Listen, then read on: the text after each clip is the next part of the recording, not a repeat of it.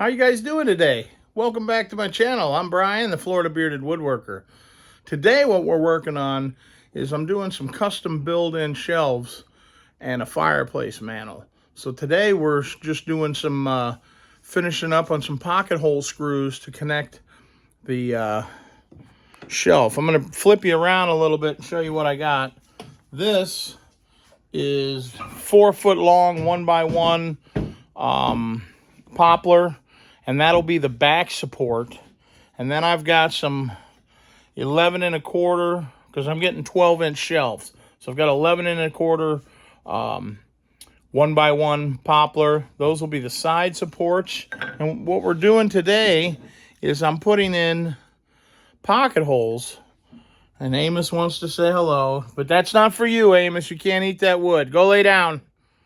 All right, sorry about that. So what we're doing is we're putting these pocket holes in, so when I put it up in the build-in, that'll go against the wall into the studs. Then the 4x4 will go up against here. Oh, sorry.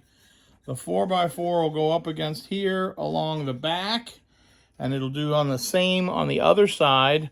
And then what I'll do is I've got some other supports, 10 1/4, because what we're looking for is a finalized 12-inch. So there's some 1x1s.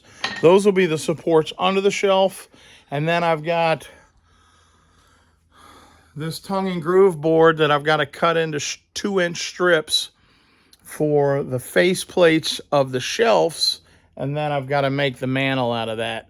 Today we're just covering the professional Kreg jig. I don't even know what this thing's called.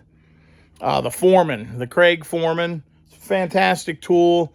So we're going to put on these 11 1/4 boards, we're going to put one in, so when we put it in on the wall, we can put the face frame on without any nail holes or anything. So what we'll do is we'll build the side wall, back wall, other side wall.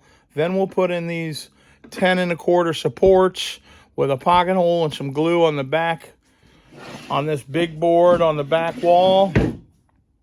And they'll just kind of poke out like that, and they'll have a pocket hole on each side, one over here, one over there.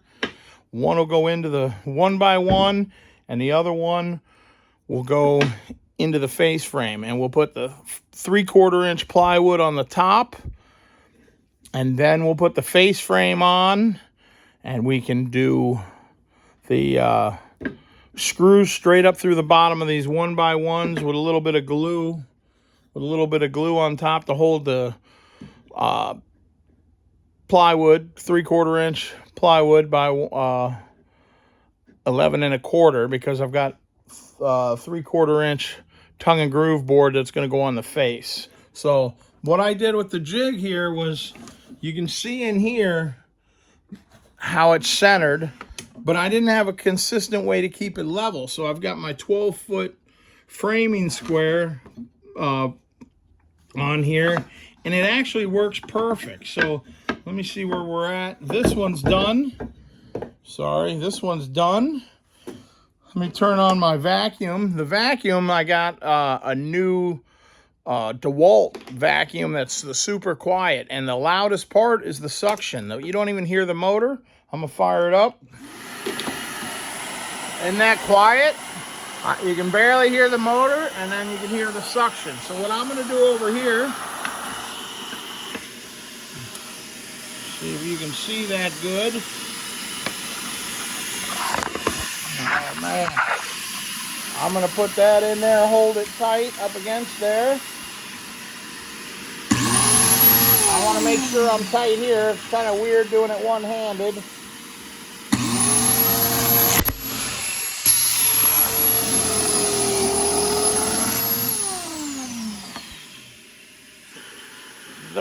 The Kreg Foreman makes it easy, but it's still tough to do one-handed.